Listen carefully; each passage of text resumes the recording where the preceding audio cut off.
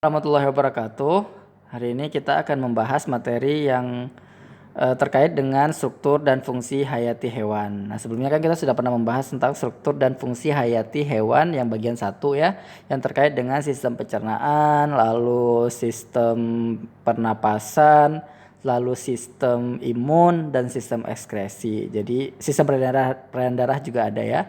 Nah, untuk kali ini yang untuk struktur dan fungsi hayati hewan 2, kita akan membahas terkait dengan sistem koordinasi, yaitu berhubungan dengan sistem saraf, otak, endokrin, tingkah laku, dan juga terkait dengan kontinuitas kehidupan, yaitu sistem reproduksi. Nah, pasti kan akan menunggu-nunggu sistem reproduksi kan? Jadi kita mulai dari sistem koordinasi. Jadi kita simpan sistem reproduksi di bagian akhir saja. Oke. Yang pertama kita akan membahas tentang sistem koordinasi. Di sini kita akan membahas terkait dengan sistem saraf dan hormon. Jadi kalau dikatakan untuk bertahan hidup, hewan-hewan tersebut harus melakukan yang namanya reproduksi, ya. Tetapi ketika dia melakukan reproduksi, maka dia harus ada koordinasi terlebih dahulu. Nah, koordinasinya siapa yang ngatur? Yaitu adalah sistem saraf dan sistem endokrin. Nah, ketika kita berbicara tentang sistem saraf, maka kita pasti akan berbicara tentang unit saraf. Nah, di sana nanti ada bagian-bagiannya, yaitu ada neuron unitnya, yaitu neuron satuan struktural. Nah, di bagian neuron itu nanti ada dendrit dan ada akson. Ya, dendrit itu adalah yang membawa sinyal ke badan sel. Jadi sini ada dendrit, ya, dendrit. Lalu dia akan membawa sinyal-sinyal jalan ke badan sel. Lalu ada akson, ya. Akson itu adalah yang membawa sinyal ke neuron lain atau ke efektor. Jadi dibawa oleh si akson ini dibawa ke sinyal lainnya, ya, ke bagian neuron lainnya atau ke bagian efektor lainnya, ya. Nah, lalu nanti ketika kita berbicara tentang unit saraf, nanti ada juga yang namanya sinaps. Sinaps itu seperti jembatan antara neuron atau neuron efektor. Jadi nanti di sini ada yang namanya sinap ya, potongan-potongan sinap di sini. Nah, sinap itu yang menjembatani antar neuron atau neuron efektor. Lalu ketika kita ngebahas tentang sistem saraf, nah apakah kalau pada manusia oke kebayang ya bahwa nanti ada di otak, lalu nanti di sistem sarafnya itu akan tersebar ke seluruh tubuh. Nah, apa kabar kalau seandainya hewan-hewan, kan ini berbicara tentang struktur dan fungsi hayati hewan, maka kita membahas tentang hewan juga. Nah, bagaimana kalau hewan yang tidak memiliki sistem saraf pusat, ya, dan tidak memiliki sistem saraf tepi misalnya. Ini contohnya ada, kalau kalian lihat di sini ada hydra dan bintang laut. Jadi kelompok Cnidaria sama Echinodermata. Nah, mereka itu tidak memiliki sistem saraf pusat. Jadi sarafnya itu di seluruh tubuh dia aja gitu, ya. Jadi kalau kita lihat di sini, nah ini saraf-saraf semua, ya, saraf-saraf semua. Di sini juga ya ada saraf radial, ada saraf sirkular. Makanya nanti kalau sana bintang laut kan kelihatan tuh bergerak-gerak pakai kaki, apa istilahnya itu ya? Ambulakral. Ya, nanti di seluruh di bagian bawah-bawahnya itu banyak saraf-saraf radial dan saraf sirkular. Jadi tidak terpusat misalnya harus di otak yang memusatkan lalu diarahkan sinyalnya ke seluruh tubuh, bukan seperti itu, tapi memang sistem sarafnya ada di seluruh tubuh, tidak dikontrol oleh sistem saraf pusat. Lalu ada organisme-organisme lain yang memiliki sistem saraf pusat. Jadi walaupun ukurannya kecil tetapi dia memiliki sistem saraf pusat. Misalnya ini ada cacing pipih atau disebut juga dengan planaria. Ya, planaria walaupun kecil pipih ini dia punya kepala, punya otak ya dia. Jadi ada mata, ada otak, ada tali saraf. Nah, itu disebut dengan sistem saraf pusat, terkontrol di sana di bagian otak dan tali saraf. Lalu ada sistem saraf tepi yang ada di bagian pinggir-pinggir tubuhnya. Lalu lintah juga seperti itu ya. Ada otaknya dekat mulut ya, dekat mulut yang suka menganga-menganga itu dekat ada otak ya di sana. Lalu ada tali saraf ventral di tengah-tengah dari bagian tubuhnya, itu sistem saraf pusat. Lalu di pinggir-pinggir tubuhnya itu ada sistem saraf tepi. Begitu juga dengan belalang. Jadi belalang itu di bagian perut-perutnya itu selain dia nanti bisa sebagai alat bantu pernapasan, juga di sana tersebar sistem saraf tepi ya di sini. Di bagian belalang, di bagian perut-perut belalang. Ya di sini. Ya. Ini semuanya saraf tepi di pinggir-pinggirnya itu. Oke, itu untuk hewan, sekedar gambaran saja. Nah, lalu ketika kita berbicara tentang vertebrata. Kalau tadi kan yang invertebrata. Lalu ketika kita masuk ke topik vertebrata, nanti di sana sistem saraf pusatnya dikontrol di mana? Di otak dan sumsum tulang belakang. Lalu ada sistem saraf tepi. Nah, sistem saraf tepi nanti dibagi lagi secara pembagiannya seperti ini. Jadi sistem saraf tepi ada sensorik. Sistem saraf tepi dibagi dua, ada sensorik dan motorik. Lalu sensorik itu bertugas untuk mengindra lingkungan luar dan mengindra lingkungan dalam. Jadi yang mengontrol lingkungan luar, yang mendeteksi atau merasakan apa yang di lingkungan luar dan lingkungan dalam. Lalu ada yang motorik, itu dibagi lagi nanti menjadi sistem saraf otonom dan sistem saraf somatik. Nah, sistem saraf otonom itu nanti dibagi menjadi dua lagi, ada sistem saraf simpatik dan sistem saraf parasimpatik. Oke ya, ini sudah waktu SMA kelas 2 kan di sistem saraf sudah dibahas juga ini kan. Nah, ini ketika kita berbicara tentang sistem saraf pusat, kalau pada manusia ya, ini ada otak. Ya, kan ada otak nggak kira-kira? Ya, kalau ada otak ini berarti ada otak besar, ada disebut cerebrum, ada meninges ya, nanti yang serangan-serangan bakteri-bakteri meningitis atau virus meningitis itu diserang di bagian meninges ini ya. Lalu ada otak tengah, lalu ada pons paroli, lalu ada medula oblongata, ada sumsum tulang belakang, lalu ada otak kecil. Nah, di sini kalau kalian lihat ada batang otak di sini ya, bagian medula oblongata ya, pons paroli. Nah, di sini adalah bagian-bagian yang sangat sensitif. Jadi kalau saya kena di bagian itu maka akan membuat tubuh kita menjadi tidak sadarkan diri, ya. Coba kalian hitung, udah berapa kali saya ngomong kata-kata ya? Bisa nanti pertanyaannya berapa kali saya mengatakan ya dalam satu video ini ya. Oke, ini bagian dari sistem saraf ya, ada dendrit yang tadi di awal tadi ada dendrit, lalu ada badan sel, lalu ada nukleus. Jadi saraf itu ada nukleusnya. Jadi kita balik ke topik sel.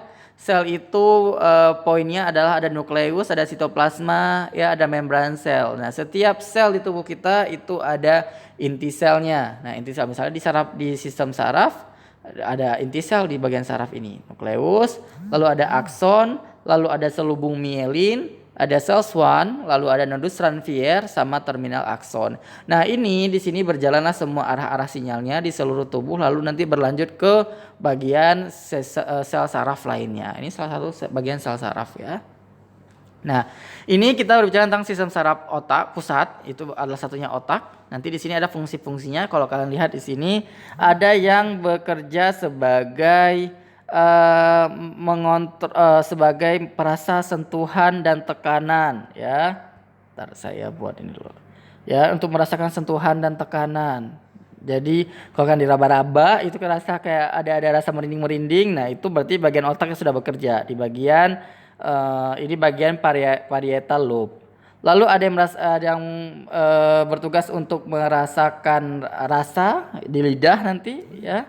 Lalu ada bahasa yang mengontrol bahasa. Lalu ada reading dan language itu memiliki tempat koordinasi yang sama ya. Makanya kalau orang yang rajin membaca maka dia dengan gampangnya bisa menyampaikan apapun itu. Ya, tetapi kadang-kadang ada orang yang rajin membaca, ada orang yang dia pintar tapi tidak bisa menguasai berbagai bahasa. Jadi public speakingnya itu tidak terlalu berjalan dengan baik. Jadi tidak bisa menyampaikan dengan baik dan lugas.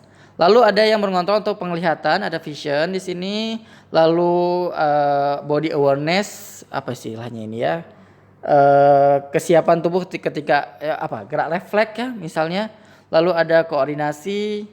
Lalu facial recognition untuk mengenal muka-muka orang ya, lalu untuk mendengar, lalu mencium aroma, lalu berbicara, lalu ada konsentrasi. Nah, jika kalau kalian mau ujian aturlah di bagian ini supaya kalian berpikir dengan baik, menjawab soal dengan baik. Lalu ada motor kontrol untuk pergerakan yang mengontrol pergerakan kita. Jadi sebenarnya itu setiap otak itu ada bagian-bagian masing-masing ya. Berarti untuk kalau kalian lihat di sini ada bagian yang memiliki kesamaan untuk mendengar dan melihat. Ya, untuk mendengar dan melihat, lalu untuk mencium aroma-aroma. Nah, kebetulan saya itu adalah orang yang gampang mencium aroma-aroma. Jadi kalau aroma-aroma bau badan, bau busuk itu cepat kecium sama saya, ya. Tetapi saya kesulitan dalam menguasai bahasa, ya. Jadi saya susah untuk mempelajari bahasa-bahasa baru. Oke, ini untuk yang sistem saraf pusat pada otak. Nah, ini ada organisasi sistem saraf pusat dan tepi, dan mekanisme kerja saraf. Ini kalau kalian lihat di sini adalah sistem saraf parasimpatik dan sistem saraf simpatik. Kalau kalian lihat di sini, sistem kerja antara sistem saraf parasimpatik dengan simpatik itu bertolak belakang, ya. Kalau pada sistem saraf parasimpatik itu dia menggunakan di bagian tali spinal di sini, ya. Nah, di sini kalau kalian lihat di bagian mata misalnya, ketika sistem saraf parasimpatik bekerja, maka dia berfungsi untuk penyempitan pupil mata, menyipit mata kita. Lalu ketika saraf simpatik itu pelebaran pupil mata. Jadi antara mata kita mendelik atau melotot dengan kita menyipit, itu sistem saraf yang mengontrol itu berbeda. Ketika kita melotot saraf simpatik, ketika kita menyipit itu pakai parasimpatik. Ya, makanya ketika ada cahaya yang masuk sangat banyak, itu maka kita otomatis akan menyipit. Itu parasimpatik yang akan bekerja. Tetapi ketika kita melihat tidak terlalu jelas, maka otomatis kita akan membesarkan pupil mata kita supaya bisa menangkap target yang mau kita lihat. Nah, itu sistem saraf simpatik yang akan bekerja. Lalu misalnya lagi untuk mensimulasi produksi saliva, ya, kalau seandainya lagi ada kalian lihat jeruk nipis, terus ternyata keluar tiba-tiba air saliva kalian kan mengecer, itu yang bening-bening dari leher kalian.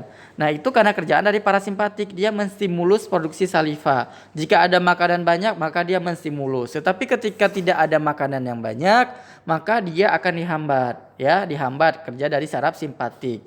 Begitu juga untuk jantung, maka kebalikannya, ketika parasimpatik memperlambat kerja jantung, ketika simpatik mempercepat kerja jantung, dan lain-lainnya. Pokoknya kerjaannya itu berkebalikan, ya, terbalik.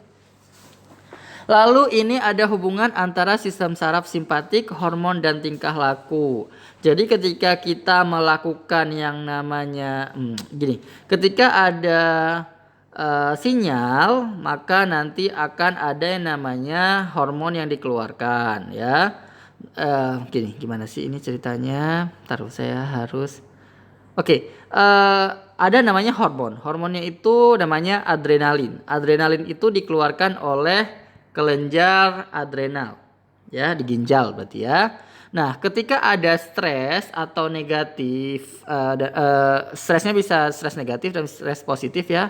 Nanti dia itu akan menghasilkan yang namanya sinyal-sinyal di bagian sel saraf, ditangkap oleh sel saraf, lalu dia dibawa ke bagian nanti ke arah ginjal. Di sana nanti di bagian adrenal bagian medula nanti akan dikeluarkan hormon adrenalin. Itu salah satu bentuk respon tubuh untuk menghasilkan hormon ketika dalam keadaan stres. Ya, nah hormon ini adrenalin juga sering disebut dengan hormon siaga, ya, hormon siaga yang siap untuk dia berkelahi atau berlari. Misalnya lagi dikejar anjing, maka itu akan terpacu tuh hormon adrenalin kita antara mau lari atau ingin menantang anjingnya. Tinggal pilih yang mana adrenalinnya akan bekerja lebih banyak gitu. Apakah akan memilih berlari atau mengambil kayu untuk memukul si anjingnya. Ya, sekresi hormon adrenalin meningkatkan laju metabolisme dengan memecah glikogen menjadi glukosa, ya, meningkatkan kadar gula darah. Ketika meningkatkan kadar gula darah, sehingga nanti ujung-ujungnya juga meningkatkan tekanan darah, terutama di otak dan otot. Makanya ketika kalian lagi stres atau lagi ketakutan, maka akan muncul rasa deg-degan, ya, rasa deg-degan, kadang-kadang berkeringat. Karena apa? Karena laju metabolismenya meningkat, tekanan darahnya juga meningkat, ya. Jadi kalau kalian merasakan ada sesuatu, misalnya pacar kalian lagi selingkuh, terus kalian tiba-tiba deg-degan saking kalian ada kontak batin, berarti mungkin lagi adrenalin kalian lagi terpacu, siaga untuk melawan selingkuhan kalian itu. Oke, ini sistem saraf, mekanisme kerja saraf. Ini kayak mata, ya. Mata itu nanti ada dikontrol oleh saraf sensorik, lalu nanti terintegrasi nanti ada motorik, ya. Jadi untuk jalan sudah kelihatan. Ya, ini contoh refleks pada lutut, ya, ketika dipukul tuh di testing apakah refleks atau tidak, ya. Ini ada reseptor sensorik dipukul tuh di bagian ini. Nanti akan terkejut, dikontrol di dalam otak, ya, bagian neuron sensorik dibawa oleh neuron sensorik, nanti dibawa ke otak, nanti di bagian tali spinal, lalu nanti ada saraf-saraf di bagian kaki, baru nanti dia akan ibaratnya kalau dipukul kaki nanti akan kayak membal gitu, ya. Kayak membal. Nah, itu harus ngelewatin bagian otak dulu, Jadi refleksnya cenderung agak sedikit lambat. Lalu ada yang namanya sistem endokrin, sinyal kimiawi, sel saraf. Jadi sistem endokrin ini istilahnya itu kayak sistem hormon ya. Jadi sistem hormon tetapi dia masih terikatan dengan sistem saraf. Jadi ketika kita berbicara tentang sistem endokrin, maka kita akan berbicara tentang sel pembangkit sinyal yang diantaranya itu ada sistem saraf yaitu neurotransmitter. Dia tidak beredar di dalam darah, berarti di bagian sistem saraf saja. Lalu ada sistem endokrin namanya hormon yang beredar di dalam darah. Jadi untuk membedakan antara sel pembangkit sinyal di tubuh kita itu ada sistem saraf, ada sistem endokrin. Nah kalau sistem saraf tidak beredar di dalam darah, kalau sistem endokrin itu beredar di dalam darah. Itu disebut juga dengan hormon. Ya, nah nanti dia ada kelenjarnya penghasil hormon tersebut namanya kelenjar endokrin. Lalu ada sel neurosekretorik ya yang menghasilkannya sebenarnya yang akan menghasilkan hormonnya nanti. Nanti dia ada sel target. Sel targetnya berupa apa? Ada kelenjar, ada otot, lalu ada neuron. Oke, ini contohnya. Ada sel neurosekretori, lalu dia menghasilkan sinyal-sinyal kimiawi, lalu dia itu kan karena tadi berhubungan dengan darah, maka nanti ada di dalam pembuluh darah, dikeluarkannya dalam pembuluh darah. Nanti beredar molekul-molekul hormonnya, lalu akan dibawa menuju ke sel target. Ya. Oke. Lanjut. Ini bagian otak, hubungan antara sistem saraf dan endokrin di vertebrata. Jadi ada otak, nanti di bagian otak itu ada namanya hipofisis posterior dan hipofisis anterior. Ya, ini nanti ada namanya hipotalamus, ya, mother of glands. Ya. Ini kita bahas dulu tentang hipofisis posterior atau juga disebut dengan jaringan saraf yang berfungsi untuk menyimpan dan mensekresikan hormon yang dibentuk oleh hipotalamus ya. Jadi hipofisis posterior ini dia berfungsi untuk menyimpan dan menghasilkan hormon yang dibentuk oleh hipotalamus. Jadi hipotalamus tuh udah membentuk hormon-hormon. Nah, yang bertugas mengeluarkannya itu adalah hipofisis posterior. Dia menyimpan lalu dikeluarkan hormon tersebut yang akan dibawa nanti ke sel targetnya. Lalu ada hipofisis anterior. Nah, hipofisis anterior sering disebut juga dengan kelenjar endokrin. Dia berfungsi untuk apa? Mensekresi hormon, ya. Bila mendapatkan releasing hormon dari hipotalamus, lalu berhenti mensekresikan hormon bila mendapatkan inhibiting hormon dari hipotalamus. Sehingga kerja dari hipofisis anterior itu dikontrol oleh yang namanya hipotalamus. Ya, dikontrol. Jadi kapan dia harus rilis hormonnya itu dikontrol oleh releasing hormon hipotalamus. Kapan dia harus dihambat maka dikontrol oleh hipotalamus. Ya, sehingga hipofisis anterior ini yang mengarahkan kelenjar hormon lainnya bekerja atau tidak, ya, menjadi point of view dari si produksi dari kelenjar endokrin ini. Ini ya, komunikasi antar sel melalui molekul-molekul hasil sekresi. Jadi ada saraf nantinya. Ya, ada saraf, ada sinapsisnya, jembatan-jembatannya, lalu nanti dihubungkan ke bagian badan sel, lalu nanti ada munculnya respon. Ya, ketika persinyalan sinaptik, sel neurosekretori dikeluarkan sinyal-sinyalnya di pembuluh darah, lalu nanti akan muncul yang namanya respon. Ingat bedanya ya, kalau ini tidak ada melewati pembuluh darah, kalau ini melewati pembuluh darah. Ini kelenjar endokrin utama. Di mana sih lokasi-lokasi ditemukan kelenjar endokrin penghasil hormon? Ada namanya hipotalamus, ya, ada hipotalamus. Gila ini. Ya, hipotalamus. Lalu ada kelenjar pineal dekat-dekat kuping ya. Kelenjar pituitari dekat apa sih istilahnya itu yang sering ditempelin koyo atau orang mijit dekat mata. Lalu ada kelenjar tiroid yang sering bengkak kalau kekurangan yodium ya. Kelenjar paratiroid juga misalnya kayak gondok ya, penyakit gondok. Lalu ada kelenjar adrenal yang menghasilkan adrenalin. Lalu nanti ada pankreas juga menghasilkan kelenjar. Lalu ada ginjal, lalu ovarium ini yang menghasilkan hormon-hormon nantinya. Ginjal, ada usus halus, ada lambung, ada hati, ada jantung, ada timus. Bahkan di testis juga ada ya menghasilkan yang namanya hormon. Siapa di sini cowok-cowok di TPB 25 yang nggak memiliki hormon? Ya kelihatan dia nggak memiliki pertumbuhan gejala-gejala karakter apa istilahnya itu ya, sistem reproduksi sekunder yang muncul kumis kayak gitu-gitu. Kalau yang belum ada kumisnya atau belum ada jenggotnya itu berarti testisnya nggak menghasilkan hormon, perlu diperiksa itu. Falti, kamu memiliki hormon nggak kira-kira? Lalu ada hubungan hormon dan tingkah laku makan. Ya, di sini antara kalau kita tahu bahwa pankreas itu akan menghasilkan insulin. Nah, insulin itu akan dibawa ke sel tubuh.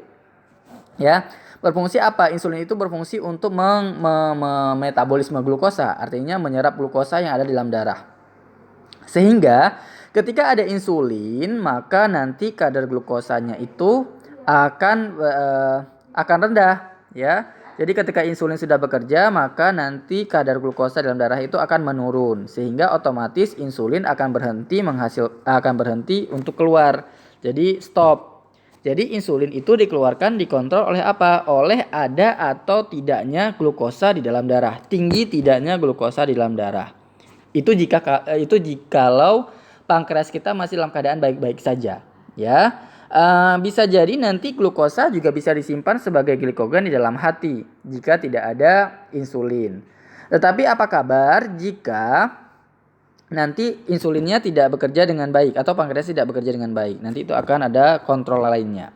Nah, tujuan ketika adanya insulin untuk menyerap glukosa, lalu nanti dia berhenti ketika kadar glukosanya sudah rendah, itu bertujuan untuk homeostasis. Ya, homeostatis itu apa? Untuk menjaga supaya kadar gula darah itu dalam keadaan normal.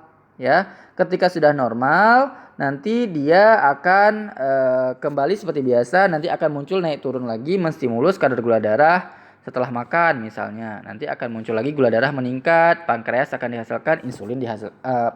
menghasilkan insulin lagi ke dalam darah. Itu akan bersiklus terus menerus. Sehingga ketika kita kadar glukosa dalam darah rendah, itu akan menstimulus apa? Menstimulus rasa lapar, ya. Jadi kok bisa lapar itu muncul? Karena kadar glukosa di dalam darah itu rendah. Sehingga otaknya akan jadi sistem pencernaan akan mengontrol, memerintahkan ke otak untuk memberikan sinyal bahwa sekarang saya lapar. Karena apa? Karena kadar glukosa dalam darah rendah. Ditandai dengan apa? Dengan tidak diproduksinya insulin, gitu ya.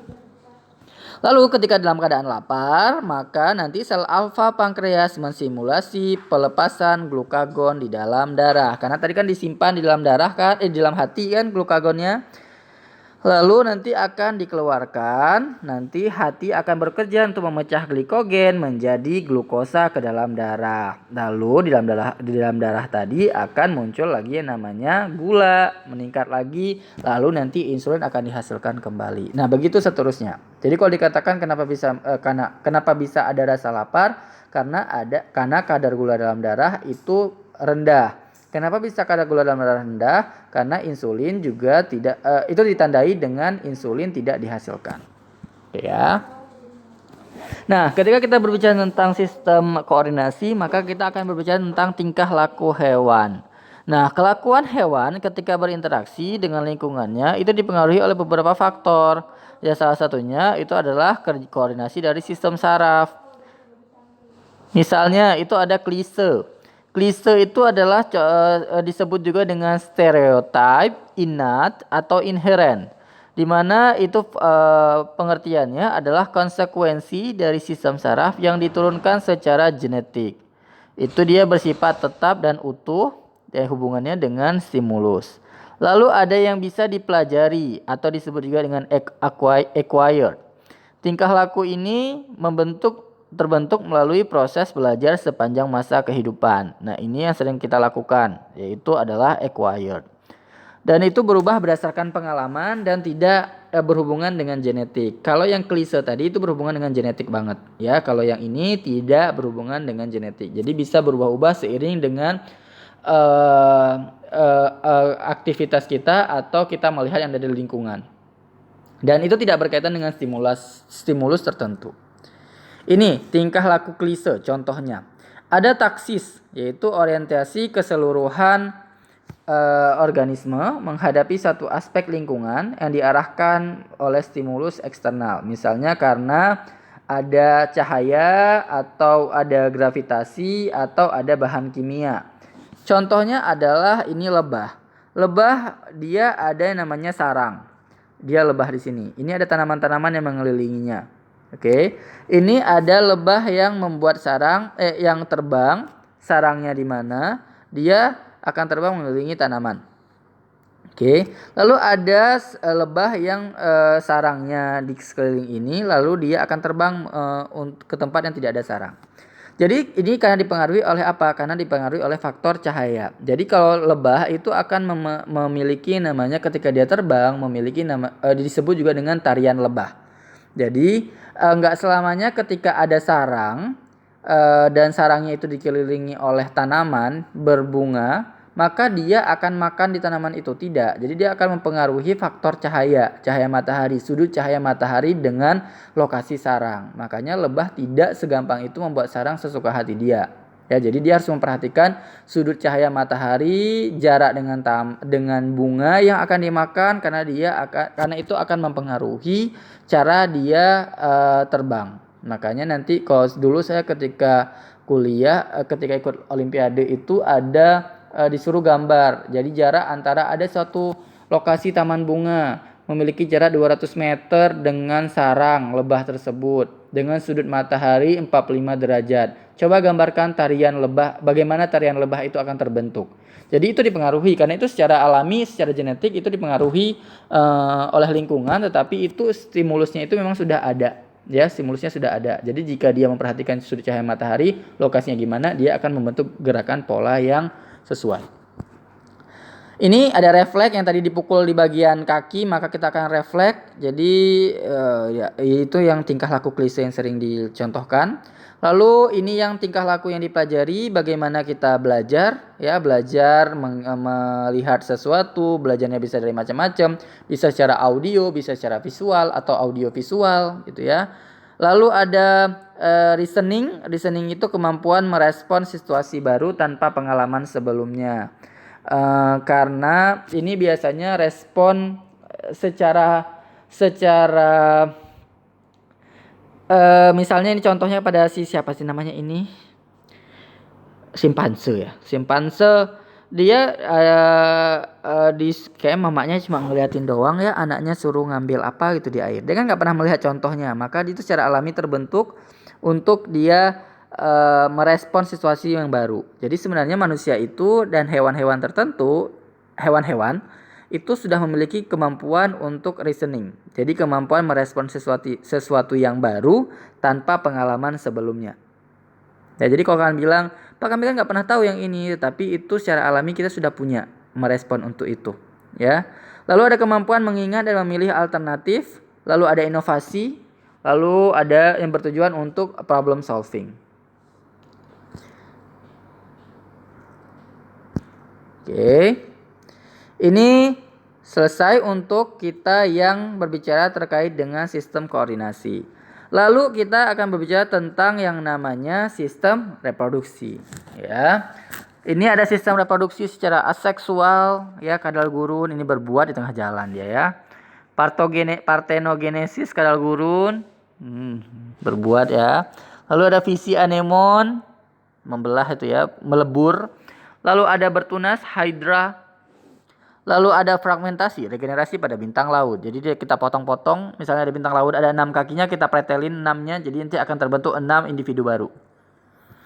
Oke, ini sistem reproduksi seksual. Ya, ini ada pada wanita, oogenesis.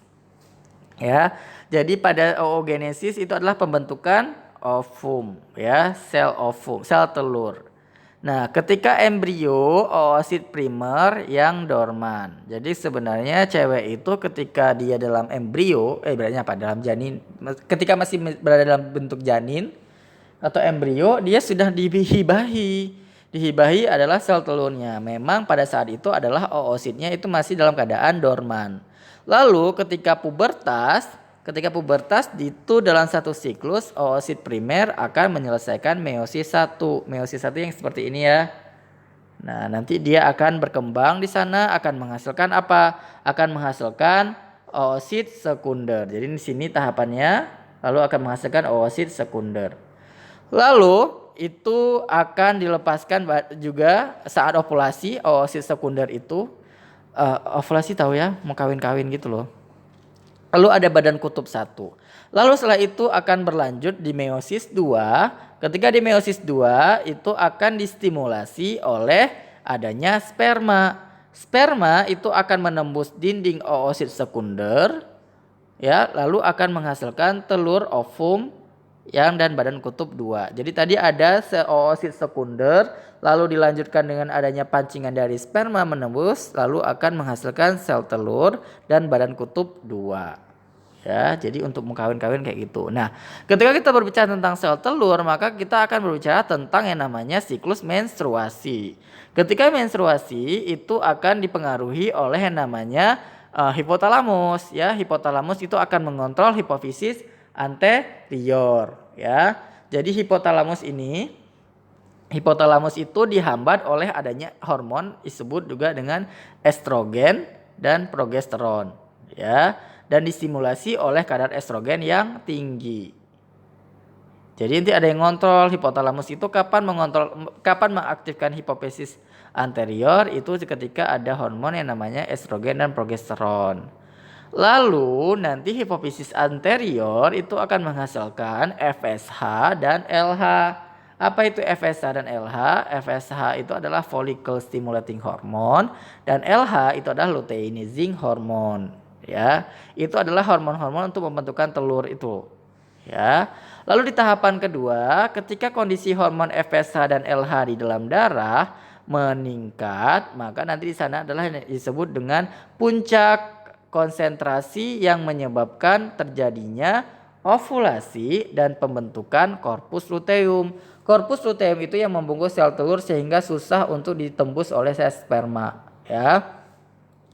Lalu di tahapan ketiga, ketika di siklus di dalam ovarium, maka folikel-folikel atau sel telur tadi akan tumbuh, lalu akan berubah menjadi folikel dewasa.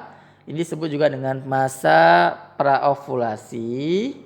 Lalu nanti ada ovulasi, lalu ada fase pasca ovulasi. Disebut juga nanti terbentuk yang namanya korpus luteum. Lalu nanti di sana ketika pada tahapan fase praovulasi, nanti di sana kondisi hormon dari ovarium di dalam darah itu nanti naik turun estrogen dan progesteronnya. Lalu muncullah yang namanya siklus menstruasi yang ada nanti di sana ada peluruhan dinding endometrium, ya. Nah, di sini disebut juga ada nanti ketika siklus menstruasi disebut fase folikular atau folikel matang.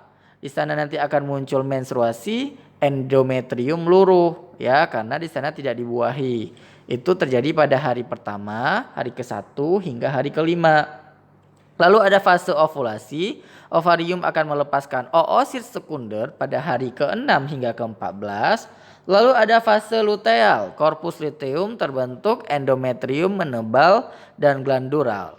Nah, hari 15 ke 28. Makanya nanti kalau dikatakan fase masa suburnya itu adalah di hari ke-14 sampai ke hari ke-7, 14, 21. Ya. Ya, hari ke-21. Nah, di sana adalah kenapa? Di sana waktunya sel telur itu sudah siap untuk dibuahi oleh sel sperma. Ya, jadi kalau kalian ingin berbuat, mikir-mikir dulu ya. Jadi dipikirkan misalnya kalau misalnya ingin supaya cepat punya anak. Saya memberikan contoh tapi saya belum berhasil membuahi ya. Terus jadi kalau mau diperhatikan itu adalah misalnya hari tanggal 1 menstruasi dimulai. Nah, di hari ke tanggal 14 itu adalah masa suburnya.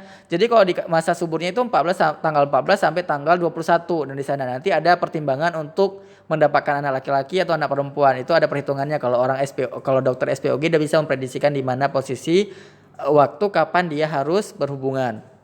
Ya, jadi kalau kalian masih belum siap untuk menikah atau belum itu jangan melakukan pada hari ke-14. Jadi tolong ditanyakan. Tapi ini adalah jika si wanitanya memiliki siklus menstruasi yang stabil. Artinya memang rutin di tanggal segitu atau dia paling mundur 1 atau 2 hari. Tetapi kalau seandainya dia menstruasinya tidak beraturan, kadang-kadang hari ini bulan ini tanggal 1, bulan depan tanggal 15. Nah, itu nggak bisa memakai perhitungan saat hari pertama sampai hari ke-14. Agak susah karena itu pasti akan meleset. Kebobolan nanti kalian. Oke, lalu ini kalau kita lihat ini pengulangan yang tadi ya, bagaimana terjadinya proses folikular dan luteal fase, ya. Lalu nanti ada tahap menstruasi. Di sini ketika tahap menstruasi itu adalah kelenjar pituitari menghasilkan FSH atau follicle stimulating hormone. Nah, di sini ya, nanti akan keluar si FSH tadi ya, keluar. Lalu ada ketika sudah tahapan kedua, karena folikel semakin besar, kemudian dihasilkankah estrogen. Jadi nanti pertama tahapan menstruasi itu kelenjar pituitari menghasilkan FSH, udah terbentuk tuh folikelnya, lalu folikelnya semakin besar. Nah, lalu ketika sudah semakin besar maka akan dihasilkanlah hormon yang namanya estrogen.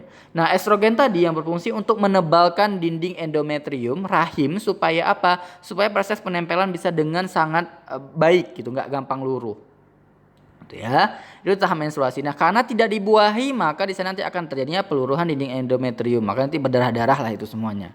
Ya. Lalu keempat, estrogen akan mengirimkan sinyal ke pituitari di otak untuk mengeluarkan luteinizing hormon.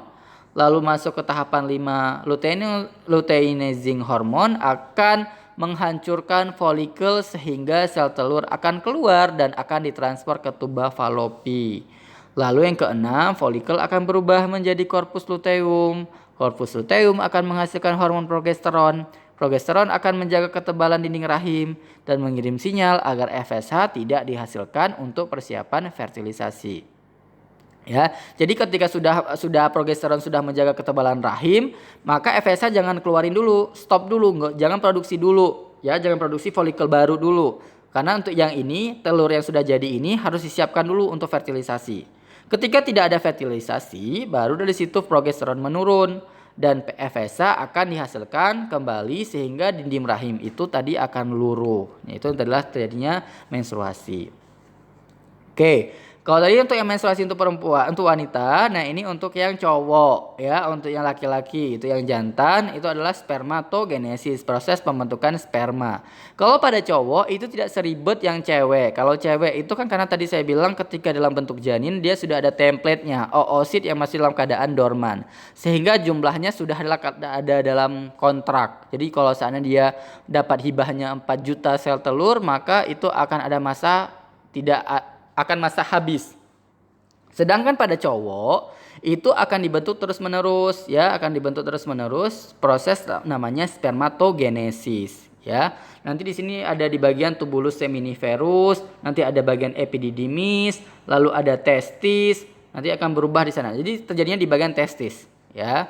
Jadi makanya kalau cowok itu masih bisa memproduksi sel sperma itu hingga umur 90 tahun. Makanya ada kakek-kakek yang memperkosa ABG anak kecil lalu hamil punya anak. Tapi nggak ada ceritanya nenek-nenek menggagahi pria gitu memperkosa pria lalu dia hamil, nggak ada ya.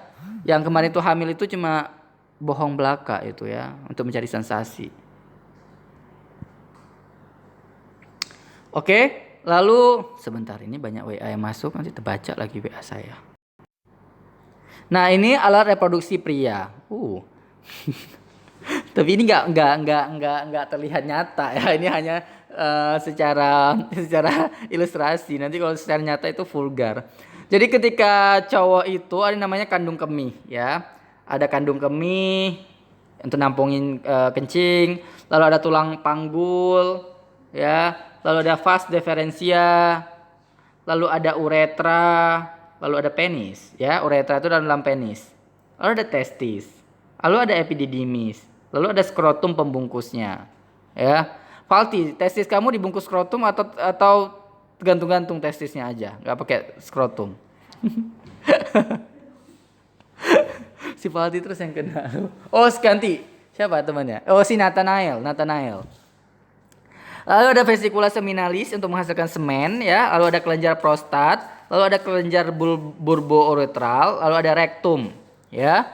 Jadi ini sebenarnya antara, kalau kalian perhatikan, rektum bagian anus dengan bagian kelenjar prostat itu berdekatan ya. Anus dan kelenjar prostat itu berdekatan. Sehingga kalau dipertanyakan terkait kenapa untuk hubungan gay dan homoseksual bisa melakukan yang namanya melalui rektum atau anus, karena memang ketika dikatakan dia melakukan hubungan melalui organ rektum gitu ya, karena itu berdekatan dengan kelenjar prostat, jadi bisa menekan kelenjar prostat sehingga muncul rasa apa istilahnya, apa rasa enak. Ya itu ya, itu bagian dari organ-organ untuk terbentuknya di bagian jantan. Ya. Nah, ini bagian penisnya. Ini kalau kita lihat penampang dari atas, ada kandung kemih, lalu ada uretra, lalu ada epididymis, ada testis, dan ini keseluruhan dari penis. Sehingga yang menyebabkan kesusahan itu kalau pada perempuan antara saluran kemih dengan saluran reproduksi itu lokasinya berbeda. Sedangkan pada pria itu satu sama, lubangnya sama. Sehingga ketika sakit ginjal itu, ketika mengeluarkan batu ginjal itu sangat sakit. Karena apa? Karena salurannya sangat kecil. Karena di situ untuk reproduksi, di situ juga untuk yang namanya saluran ekskresi. Sehingga itu sangat menyulitkan, gitu ya. Ini untuk alat reproduksi pria. Tolong diperhatikan. Kalian lihat kalau yang pria mungkin bisa memperhatikan punya sendiri, tapi kalau perempuan nggak bisa, gitu ya. Silakan dicari.